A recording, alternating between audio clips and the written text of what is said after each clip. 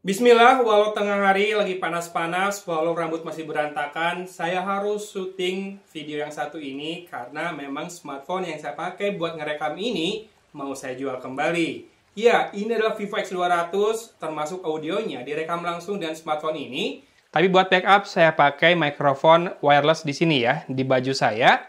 Silahkan dibandingkan suaranya gimana dan kita mulai langsung pembahasannya. Di mana alasan utama saya menjual lagi smartphone ini adalah karena saya sudah beli Vivo X200 Pro. Tapi apakah itu artinya Vivo X200 itu tidak bagus? Jawabannya akan kita elaborate dikit demi dikit sambil saya pamer hasil fotonya.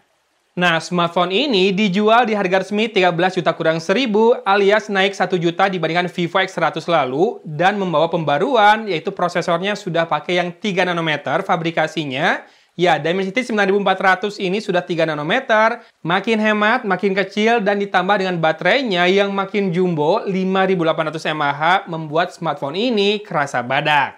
Kemudian, untuk waterproof ratingnya sudah naik ke IP68 dan 69, ini jadi standar baru di flagship zaman now ya. Kemudian, punya fitur Humanity Portrait dan juga Android 15. Yang kedua terakhir saya sebut itu sebetulnya bakal datang juga ke Vivo X100 melalui software update. Dan Vivo X200 pastinya punya saingan ya di pasar Indonesia di mana Oppo sudah rilis Find X8 duluan, sudah saya coba di harga yang sejuta lebih mahal dibandingkan Vivo X200 dengan kelebihan seperti ini. Iya, Oppo Find X8 lebih meninggalkan kesan karena memang ColorOS nyaman digunakan, kemudian PO-nya terasa eksklusif ya dengan bonus casing original dari Maison Kitsune buat Oppo. Kemudian dapat juga bonus yang bisa pilih mau bola golf, parfum, atau TWS Oppo yang premium. Sisanya, spek teknisnya memang mirip ya sama Vivo X200 dengan desain yang lebih kotak, kemudian ada profile slider. Ini enak banget digunakan kalau mau nge-mute smartphone ya, nggak usah dikeluarin dari saku kita. Kemudian mungkin salah satu kekurangan dari Oppo Find X8 dibandingkan Vivo X200 ini adalah lensa telenya. Lensa tele Oppo Find X8 yang bundar ya. Bilangnya periskop sih Oppo, cuma kerasa jarak fokusnya nggak bisa dekat banget kayak lensa teleskop yang kotak punyanya Vivo X200.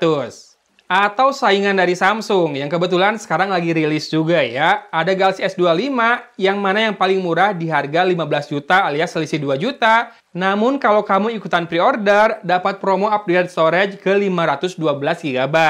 Kalau ngelihat materi promosinya, kayaknya all about AI ya, Galaxy yang terbaru ini. Saya sendiri belum coba dan belum berminat atau berniat untuk membelinya.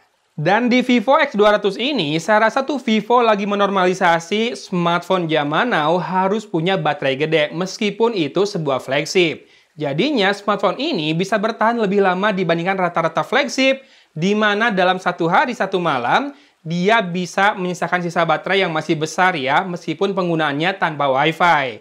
Kemudian, kalau dengan Wi-Fi full, saya bisa bertahan di smartphone ini dengan penggunaan yang cukup idle mungkin ya dibandingkan sebelumnya. Menembus 2 hari 2 malam itu dapat dilakukan dengan sangat mudah. Lalu juga, Vivo di smartphone ini maupun Oppo di Find X8 kemarin menunjukkan kalau MediaTek bisa proses image dengan baik juga ya, nggak kalah dari Snapdragon. Mungkin teman-teman dari tadi udah ngelihat hasil fotonya dan jadinya maaf buat di harga 15 juta saya belum bisa rekomendasiin Galaxy S25 series karena belum coba dan belum minat pertama. Kedua karena ngelihat pergerakan dari duo BBK ini, Vivo dan Oppo yang serius masukin flagshipnya dengan semua fitur-fitur yang ditawarkan dan kamera yang memukau membuatnya sangat nyaman digunakan di level harganya. Urutannya, saya prefer Vivo X200 karena masalah lensa zoom-nya atau lensa telenya, baru kemudian Oppo Find X8 dengan keunggulan di masalah user experience-nya. Kalau Samsung sendiri, insya Allah kalau ada budget, saya mau nyoba Galaxy S24 FE malah ya, biar lebih hemat lagi di 8-9 jutaan aja. 15 juta buat S-series terbaru yang rasanya tidak banyak memberikan perbedaan dibanding seri sebelumnya. Saya pikir belum terlalu bisa menggugah hati saya buat mencobanya sih. Jadi nggak tahu worth it atau enggaknya gitu ya. Nah, setelah punya Vivo X200 Pro, saya jadi tahu selain nggak punya wireless charging, Vivo X200 juga nggak punya mode stage di kameranya. Kemudian nggak ada Dolby Vision di perekaman videonya. Dan juga minus tidak ada resolusi 8K ya saat merekam video. Tapi itu nanti kita bahas aja di video Vivo X200 Pro yang mungkin bakal rada lama tayang karena saya lagi menikmati banget menggunakan smartphone Vivo yang satu itu. Balik ke Vivo X200, sebetulnya ini adalah smartphone yang sudah sangat cukup ya. Kalau misalkan saya gunakan dengan kondisi normal saya sehari-hari, ambil fotokopi jarak dekat, foto makanan, foto KP tempat saya nyoba-nyoba kopi baru, kemudian juga moto anak saya pakai mode portrait, atau biar lebih dramatis pakai mode black and white di humanistic portraitnya. Udah kepake banget, udah enak banget, jarak fokusnya bisa diatur dengan sangat baik. Dan saya ngerasanya itu kayak pas pakai Vivo X200 Pro Mini lalu ya kameranya. Kalau untuk sampel video, nanti di akhir akan saya munculkan. Saya mau kasih kabar baik dulu nih. Pilihan case buat flagshipnya Vivo dan Oppo sudah makin banyak. Termasuk dari brand yang belakangan ini jadi favorit saya tiap beli casing iPhone, yaitu Yongkit. Sudah tersedia 2 macam ya buat Vivo X200 sama X200 Pro. Yang polos ada, yang ada pattern kayak circuit boardnya juga ada. Dua-duanya sangat protektif, sangat melindungi, dan juga sangat gaya, walaupun memang ya pasti nambah tebal. Dan yang paling penting buat saya adanya atau kehadirannya MagSafe atau lingkaran magnet di balik atau di belakang dari case ini yang membuat smartphone saya jadinya bisa dilekatkan dengan aksesoris-aksesoris yang saya punya yang sudah mendukung fitur MagSafe. Catatan aja, untuk layar Vivo X200 ini pakai micro curve ya. Jadi sebetulnya layarnya flat ya. Panelnya lurus, cuma tepiannya membulat. Jadi rounded edge seperti itu ya. Dan roundednya lebih dari 2.5D. Yang mana mungkin akan kesulitan buat teman-teman untuk memasang tempered glass dengan rapi atau dengan tanpa tepian yang mengangkat ya di smartphone ini. Untungnya Vivo memberikan jaminan untuk gratis ganti anti gores dalam setahun beberapa kali ya buat flagshipnya ini. Jadi kalau udah kucel, udah banyak goresan di anti goresnya, mending bawa ke service center buat ganti anti gores gratis dan juga ganti casing bawaan gratis.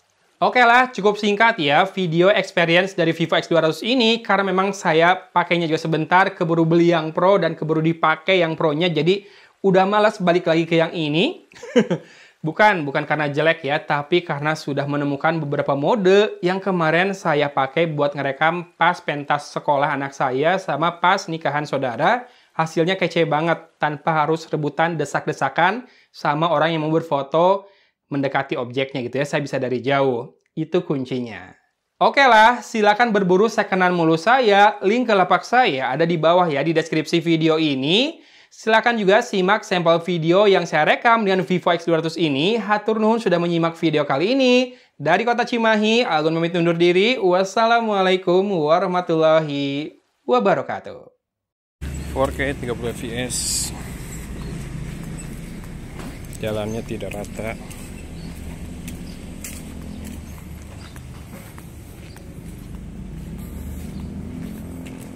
Kita pindah ke lensa ultrawide.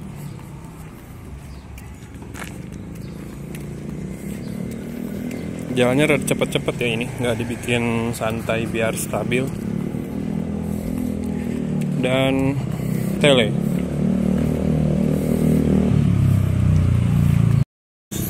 Ultra steady video di 2.8K. Masih jalannya cepat. Kita nyebrang ke tengah. Langitnya lagi bagus. Silahkan disimak audionya juga. Masih ultra steady video, warnanya kelihatan bagus.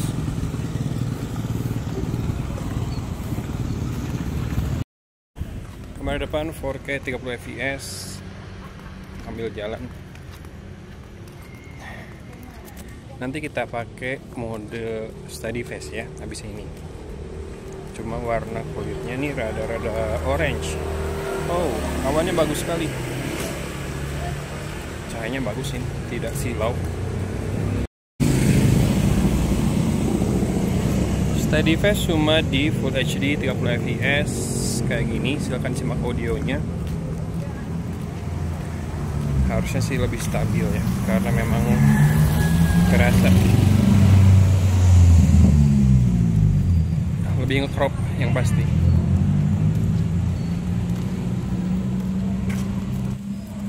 Ada mode voice enhancement juga. Saya udah makin dekat ke jalan raya. makin banyak suara motor, mesin, angin juga. Bagus kan?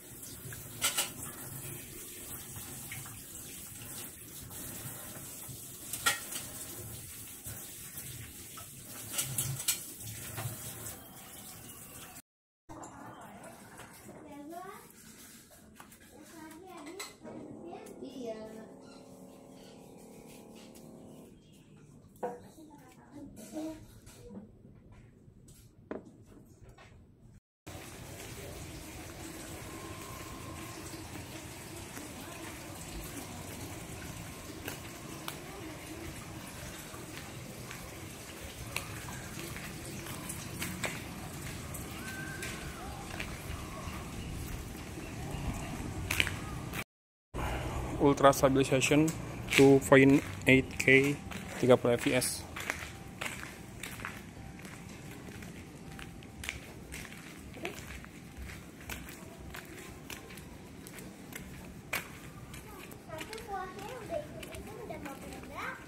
Meledak.